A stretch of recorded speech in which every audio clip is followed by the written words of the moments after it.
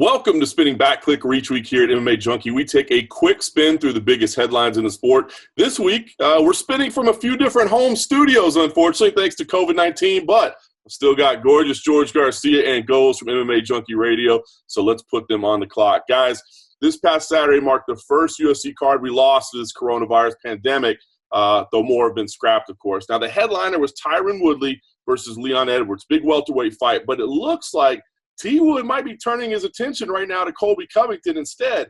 Once we get back to work, what do you think, guys? Which fight should be booked? Let's put 2 minutes on the clock, and let's start it out with Goze. Man, this is a crazy scenario, guys. When you think about it, Tyron Woodley and Colby Covington, they have unfinished business. That fight is going to have tremendous heat, but it's always going to be there. So I could see them doing the Leon Edwards fight. However, if I'm Leon Edwards, I'd be a little bit scared right now because let me tell you this. The UFC right now is not making any money. So rest assured, when they come back, they're coming back with a bang. And they want big names, big fights. So I could see them wanting to go the route of selling these big pay-per-views and maybe matching these two guys up because it's something that people are going to eat up. That lead up to that fight is going to be completely insane. So it would suck for Leon Edwards because really when you think about it, it's the second time he's been passed over. The three-piece in the soda with Masvidal was right there for the taking. You would think that that fight would be made, but he didn't get that fight. So I think if I'm Leon Edwards right now, you got to be really vocal and really make it sound like you want this fight because there's a good chance you might get passed over. Yeah, it's crazy, man. Leon Edwards has been in this position before. Let's turn it to George. What do you think? Which fight would you make? What's the right call here?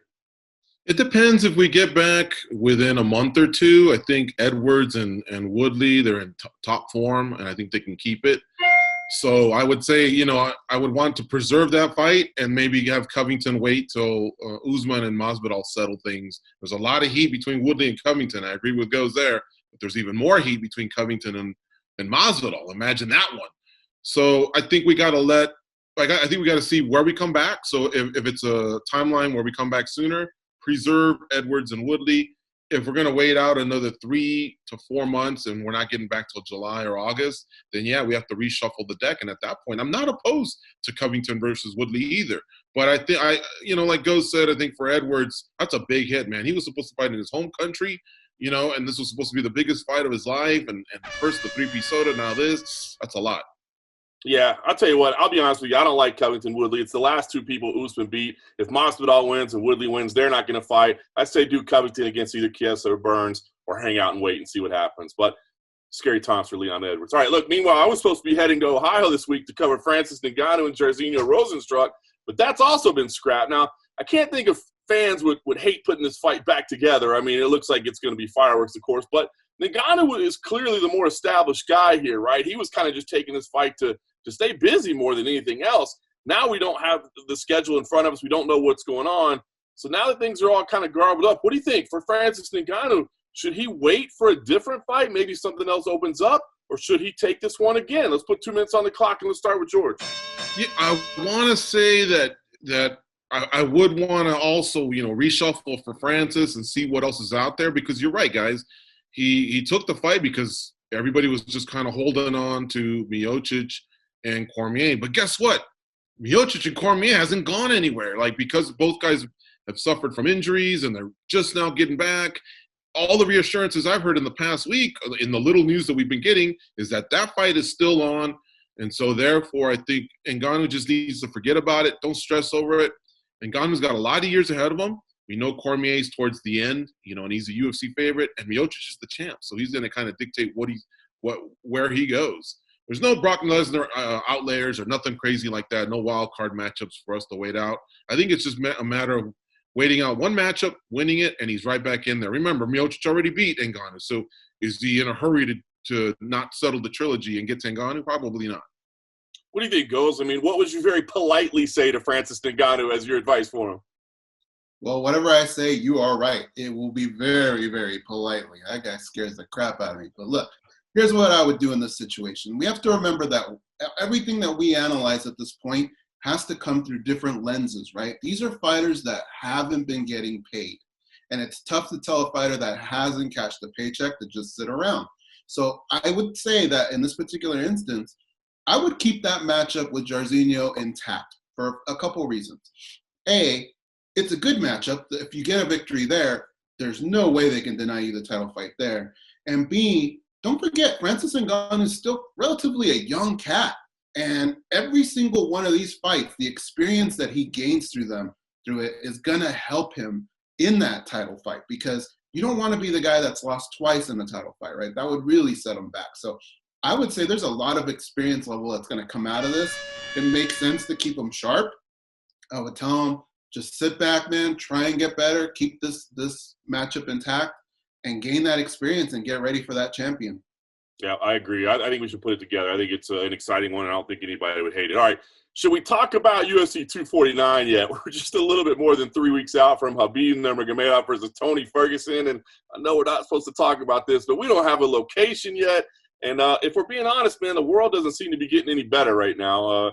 Dana White keeps saying, look, this fight is going to happen, and it's going to happen on April 18th. So let's say this. If the UFC can find a way to make it a one-fight pay-per-view event, just that fight, nothing else, those two guys, how much do you think they could charge for it on pay-per-view? Let's put 2 minutes on the clock. Goes. It's a tricky question, man, because what we're used to is getting a UFC card that has about 12 fights on it. If one fight doesn't pan out, well, you make up the rest on the other fights. Here, this is more of the boxing model where you're paying for just the one fight. If you're going to do that to me, if you're going to give me a lesser quality event, then you're definitely have to bring down that price point. I think $19.99 is right about where it's okay. I mean, the world is completely different right now. People are redoing their budgets, and I doubt that when you're doing your budget, you have the nerve to look to your wife and say, what about that UFC budget in there? I think that's pretty much stock for like canned tuna and all that, and water and toilet paper. So if you're going to do something like that, listen, give the fans a treat. Give it to them for about $19.99. I think we can all stomach that. Man, that's a scary thought. I hadn't really thought about it. You're so right. With all the impending financial stuff, it's going to be tough times for a lot of people. George, what do you think? I mean, is that the right price range? I mean, this is a big fight. We've been waiting a long time. Can people charge more than that, or are the economic conditions just too bad right now? You know, I would say they could play it. Well, I guess the UFC is going to want consistency, but I think if they played it from fight card to fight card, I'm sorry, guys, I don't see Dana White going below $39.99. It's like I'm meeting Goze halfway from the normal $64.99 to his $19.99. Look, in 2006, 2008, whenever it was, the city went through a big recession. Well, what the hell, the whole country did. But hey, people were still consuming MMA, and people were still ordering pay-per-views. You know, I think it's just something where they know there's a market out there for it. People want to watch something, and a fight this huge, this is the one where you go a little bit more than $19.99. This is how I think the UFC is going to roll. This is in my opinion. Of course, I'll take $19.99, $9.99, whatever it is. The lower, the better. But keeping it real, I've seen the UFC for the past 20 years, kind of stick to their guns a little bit. So I don't see them dropping more than $20, $25 for pay-per-view. Yeah, it's going to be tough, man. I mean, desperate times, though. People are desperate for entertainment as well. So maybe that affects some things as well. All right, look, since we're talking about coronavirus, I mean, this thing is obviously bigger than sports, but we all still love the sport. And I think, honestly, we're all looking for a little break from all the coronavirus talk. So the sport's got to carry on. So I got to ask, in the meantime, if you're advising MMA fighters how they should conduct themselves, both, behind the scenes and in the spotlight, what would you tell them? How should they be acting at this point in time? Because can the sport actually move forward while we're away, or do we have to put everything on hold? What advice would you give fighters, guys? 2 minutes on the clock. Let's start with George. I would say, for one, on the mental side, the spiritual side, I guess, be with your families. You know what I mean? Pay attention to look, forget about politics and everything. Forget about your teammates. Pay attention to the really, really smart people, that are talking out there, the scientists, doctors, and stuff like that. See what they say and abide by that. Do your part. And because you have a name, because of your popularity, follow like in the lead of John Jones and Conor McGregor. They're out there putting some great messages, and they're connecting with an age group who kind of thinks that they're a little bit bulletproof to this coronavirus. It first started off as a seniors thing, but as we're hearing from other countries, as they report more of their cases, this is hitting everybody. So think about not just yourselves, think about the families you come home to as well. And as far as the physical side, Rocky style, man, down some eggs, go out for a 5-mile run, stay 6 feet away from everybody. Goze, what do you think? I mean, can beefs be started? Can business be done? I mean, can we move the sport forward right now, or should people just kind of take a step back for the moment? I think taking a step back isn't a bad thing right now. Yeah, I mean, yeah, beefs can be created, but really, if there's no outcome to speak of, it'd be a little difficult. So I think if I'm a fighter right now, behind the scenes, I mean, you have to take time to just kind of hone your craft. This is the time where you work on all your deficiencies.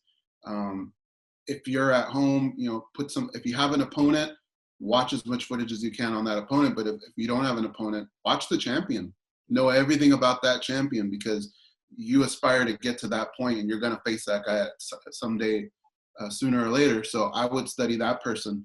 But also to what George was saying, like, take time to be with your family, take time to reach out to some of the fans, give some positive messages out there, because I'll tell you what, reading what John Jones said, reading what Conor McGregor said, it was good to read. And I think it'll really connect with some of the fans. I would definitely do some of that. Yeah, I agree, man. This is a time for some positivity. I mean, setting yourself up for future fights is not a bad idea, but I think maybe right now is not the right time for the fake beefs on social media and that kind of stuff. I love the Hooker and Poirier approach that they took to it. Stay with your family, get healthy, and we'll meet in the very future. I thought that was a great way to do it. All right, guys, speed round to close here. We did get a little MMA action this past weekend before we shut down Cage Warriors 113. Kind of ironic. I think the least entertaining fight on the card was the UFC fight that was on there between Bartosz Fabinski and Darren Stewart. So I want to ask you guys about the rest of it. Did you see anybody that stood out to you that's UFC ready, that you're anxious to see in the octagon when we get back to business? We'll just put a minute on this one. We'll start with you, Goze.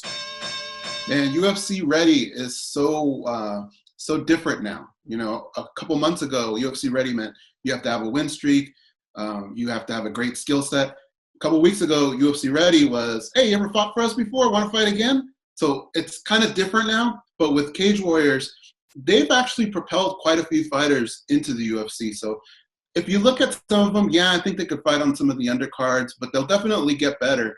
I would just say at this point, a guy like Mason Jones, he was interesting to watch. He's got a nice skill set. He's got finishes. He's got a good streak. So I think you could take a few guys from there, but not very many. George, how about you? Mason Jones looks solid. Patty Pimblett's a name that's been kicked about. Either one of them stand out to you or somebody else? Yeah, Patty Pimblett's a guy we actually covered back in the day. He's been with Cage Warriors for a while now, and he had his streak, and then he kind of went 500 on us, win, lose. But I like him, man. He's from Liverpool. He talks a pretty good game. I think he's ready and seasoned. Even though he had a couple losses, he's got a lot of wins. So I think that seasoning did good for him. All right, I agree. Those two names are the ones to watch. James Hendon, by the way, somebody to pay attention to down the line.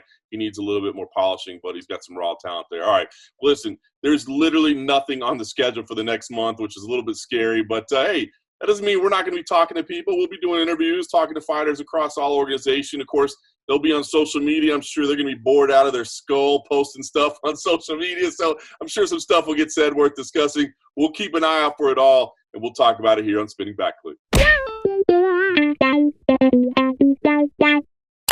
Hey sports fans, if you want to see more videos like this, check out some of our other ones right here.